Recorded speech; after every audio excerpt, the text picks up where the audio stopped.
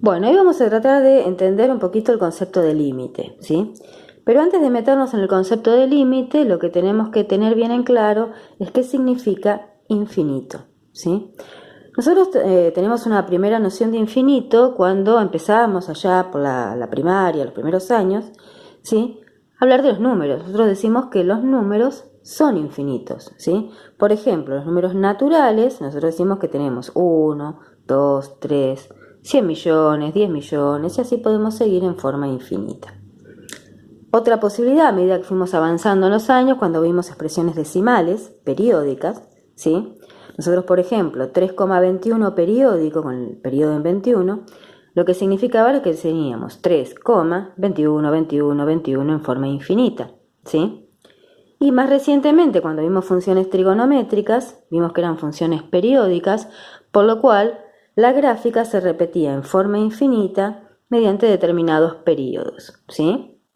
Bien, pero nosotros lo que vamos a tratar de trabajar ahora son las aproximaciones infinitas a un valor, ¿sí? De eso es lo que uno necesita para trabajar cuando hablamos de límite. Bueno, miremos acá, si yo me quiero aproximar en forma infinita al número 2, ¿sí? Yo tengo dos posibilidades. O me puedo aproximar a 2 por el lado negativo, o me puedo aproximar a 2 por el lado positivo, ¿sí? Si yo me quiero aproximar por el lado negativo, digamos que 1,5 está más cerca de 2 que 1.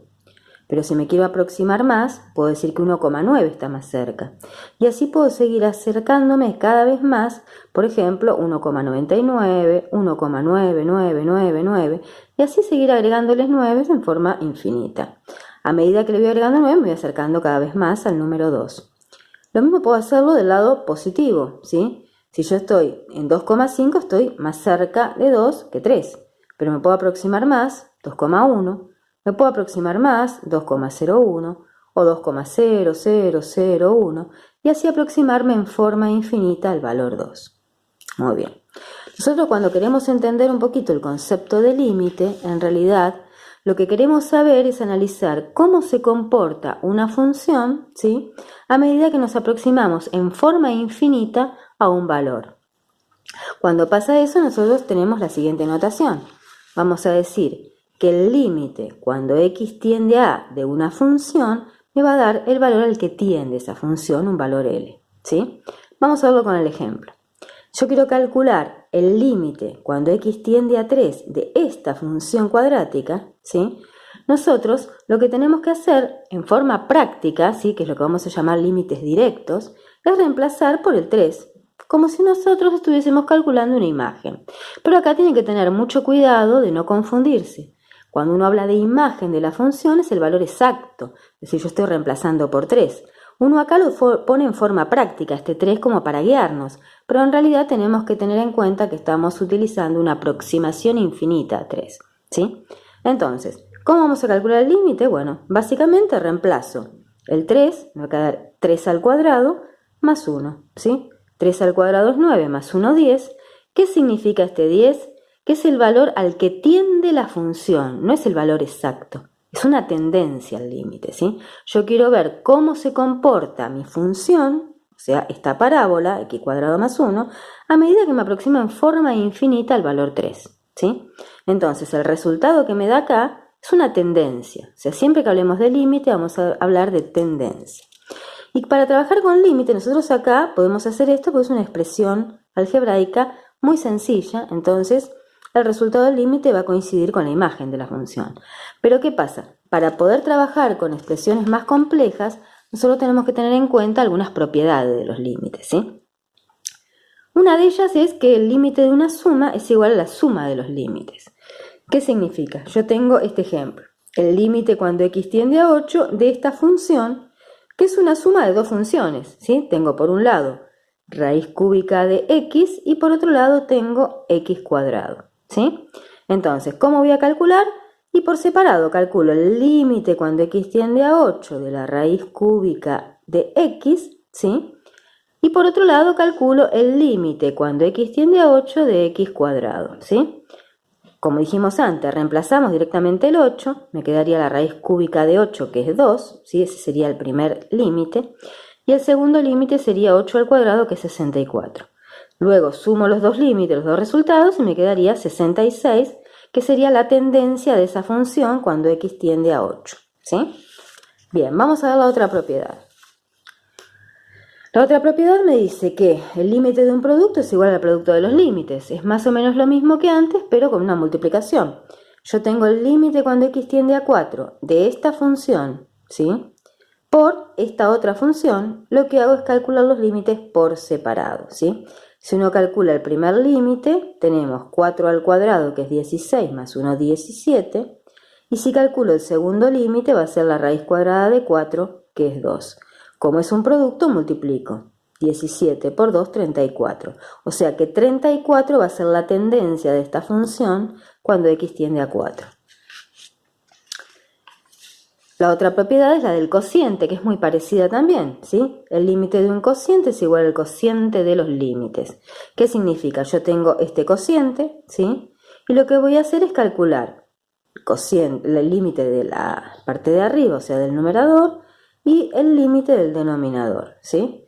Yo calculo los dos por separado, por lo tanto acá me quedaría 3 más 1, 4, y abajo me quedaría 3 al cuadrado, que es 9. Por lo tanto, esta función tiende a 4/9. Y ahora la propiedad que vamos a ver es una muy importante, ¿sí? Porque acá a veces lleva a confusión esta propiedad.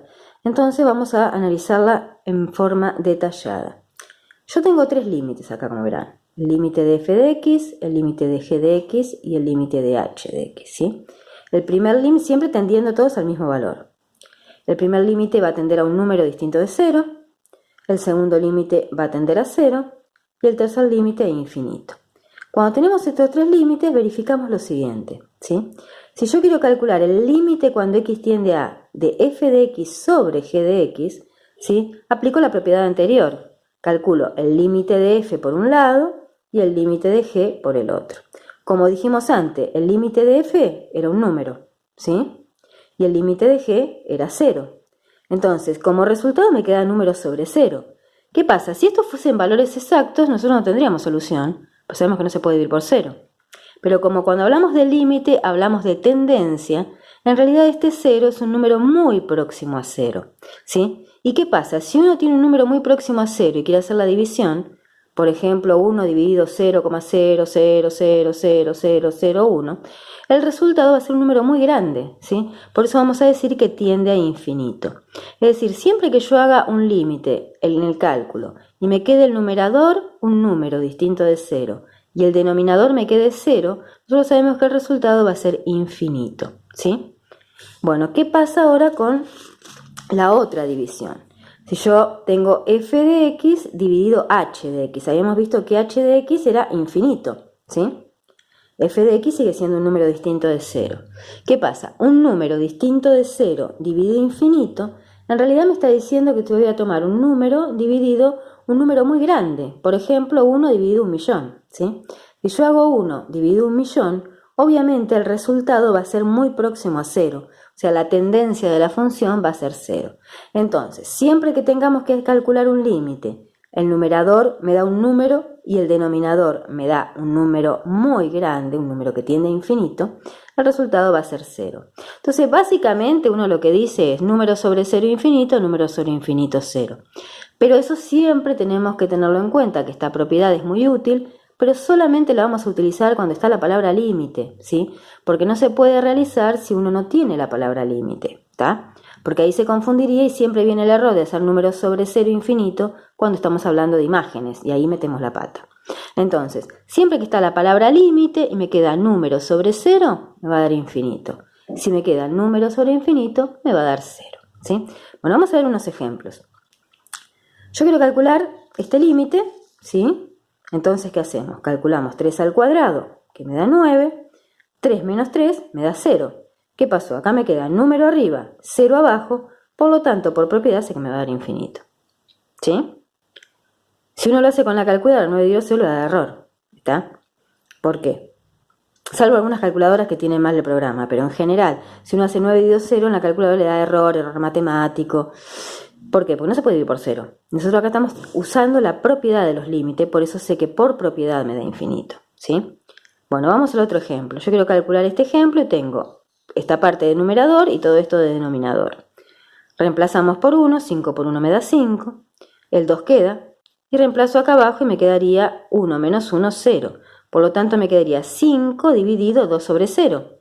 ¿Qué pasa? 2 sobre 0 me da infinito.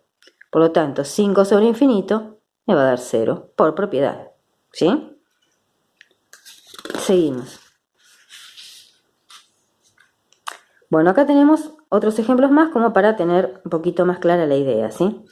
Yo quiero calcular este límite cuando x tiende a menos 1. Tengamos cuidado siempre con los signos, ¿sí? Recordemos que si yo tengo 3x cuadrado, en realidad es una multiplicación que hay.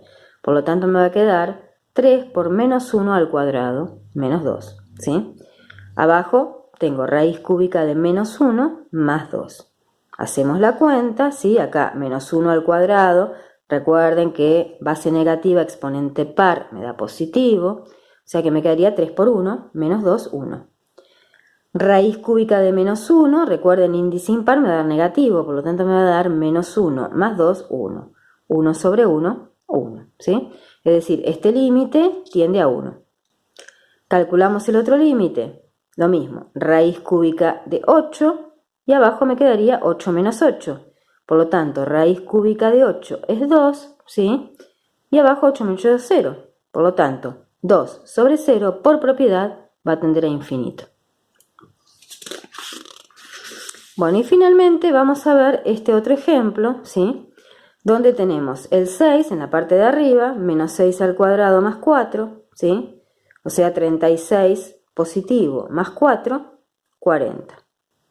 Abajo tenemos la x que es menos 6, debajo tenemos menos 6 más 6, ¿sí? Que me da 0. Me quedaría menos 6 sobre 0, que eso es infinito. 40 sobre infinito, 0 por propiedad, ¿sí? Bueno, espero que haya quedado claro.